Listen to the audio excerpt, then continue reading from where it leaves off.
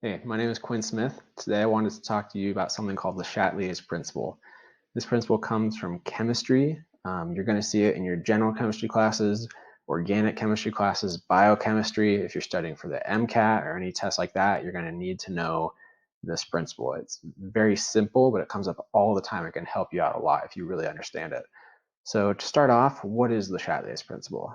So the Chatelier's principle says that if a system is at equilibrium and experiences some change, the reaction will shift towards the products or reactants to make up for that change. Or if something changes, the reaction is going to try and fix that. Okay? So let's say we have a basic chemical reaction, A plus B yields C. If we do anything to that equilibrium, say we add in more of one of the reactants, A or B, or we add in some of the product, C, the equilibrium will shift to try and make up for that. So let's say we add in more of the reactants, A and B.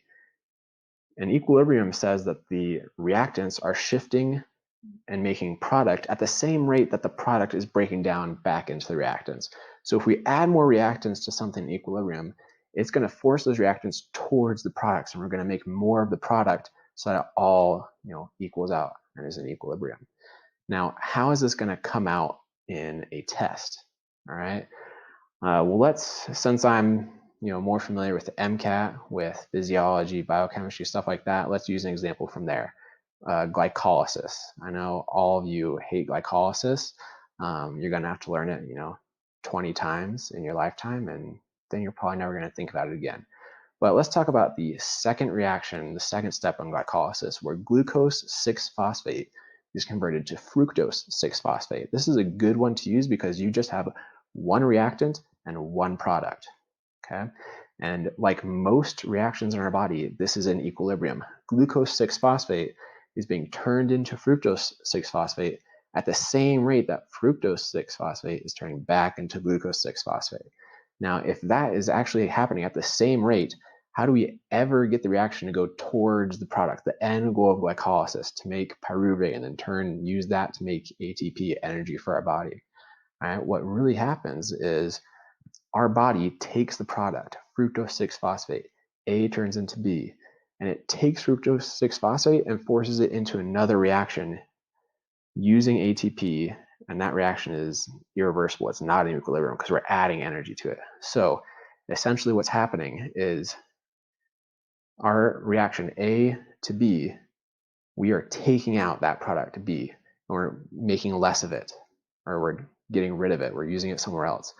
And that shifts the equilibrium, makes it so that's not in equilibrium anymore. And so the reaction is forced to go more from the reactants toward the product to make up for that change. Right? This happens all the time. It happens, when people are designing reactions to make drugs, or any kind of chemical reaction to make whatever product you want. This is a very simple trick they use. They just take out the product as it's being made, and if that reaction was in equilibrium, now it's not, and it shifts to try and make more of that product that was removed in order to get back to equilibrium. Okay.